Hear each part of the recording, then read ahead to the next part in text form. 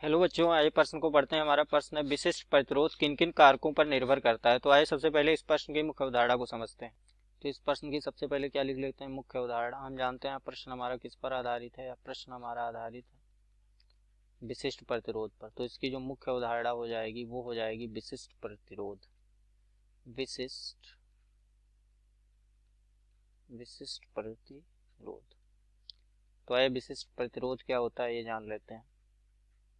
सबसे पहले विशिष्ट प्रतिरोध, तो यहाँ पे क्या करेंगे, हम कोई चालक ले लेंगे। मान लीजिए हमने एक चालक ले लिया। इस चालक का ये अनुप्रस्थ काट का क्षेत्रफल है जो a है, और इसकी लंबाई क्या है, l है, और इसका जो प्रतिरोध है वो r। और ये जिस पदार्थ से बना हुआ है उस पदार्थ का जो विशिष्ट प्रतिरोध है उसको हम अभी मान ले रहे हैं रो। तो चलिए अगर हम यहाँ पे इस प्रतिरोध का सूत्र लिखेंगे इसका, तो प्रतिरोध हमारा जानते हैं किसके प्रोपोर्शनल होता है, किसके समानुपाती होता है, लंबाई के। दूसरी स्थिति में प्रतिरोध हमारा किसके व्यतकर्मानुपाती होता है, 1/, अनुप्रस्थ काट के क्षेत्रफल के व्यतकर्मानुपाती होता है। अगर हम इन दोनों को जोड़ेंगे तो हमें कुछ इस प्रकार मिलेगा, L/A। अगर हम इस निशान को हटा देंगे समानुपाती का, तो समानुपाती का निशान अगर हम हटाएंगे तो एक नियतांक आएगा, उस नियतांक को हम बोलते हैं विशिष्ट प्रतिरोध, वो होता है L/A।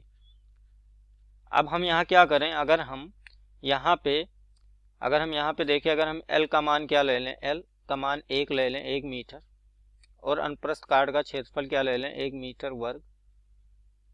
तो यहाँ पे अगर हम रखें तो r बराबर देखिए क्या हो जाएगा, r बराबर हमारा आ जाएगा रो, और L का मान अगर हम रखेंगे यहाँ तो ये हो जाएगा 1, यहाँ पे 1 से 1 कट जाएगा।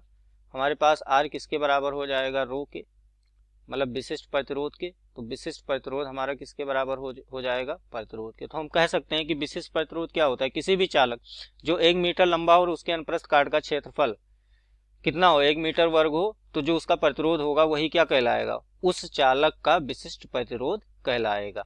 तो आइए प्रश्न की ओर बढ़ते हैं। चालक का जो विशिष्ट प्रतिरोध होता है वो किन किन बातों पर निर्भर करता है। तो यहाँ पे हम लिख सकते हैं जो विशिष्ट प्रतिरोध होगा, विशिष्ट प्रतिरोध वो किन किन चीजों पर निर्भर करता है। तो वो दो चीजें हैं। पहला है कि चालक का पदार्थ, चालक किस पदार्थ से बना हुआ है, चालक के पदार्थ पर निर्भर करता है, चालक के पदार्थ पर। दूसरी चीज क्या है, चालक के तापमान पर, चालक के तापमान पर, तापमान। अब यहां से अगर हम क्या करें, चालक का तापमान अगर हम बढ़ाएंगे, चालक का अगर तापमान मान लीजिए टेम्परेचर T है, अगर हम उसको बढ़ा रहे हैं तो उस चालक का क्या होगा, ये जो रो है हमारा विशिष्ट प्रतिरोध, ये भी क्या होगा, बढ़ेगा। चालक के पदार्थ का मतलब अगर चालक दो अलग अलग पदार्थ के हैं, जैसे एक चालक क्या है, एक चालक हमारा तांबा है, दूसरा चालक हमारा क्या है, लोहा है। तो इन दोनों पदार्थ अलग अलग होने के कारण क्या होगा, इनका जो प्रतिरोध होगा वो विशिष्ट प्रतिरोध वो भी क्या हो जाएगा, अलग अलग हो जाएगा। तो धातुओं को अगर हम बदलेंगे तो पदार्थ बदल जाएगा, उनका विशिष्ट प्रतिरोध भी बदल जाता है।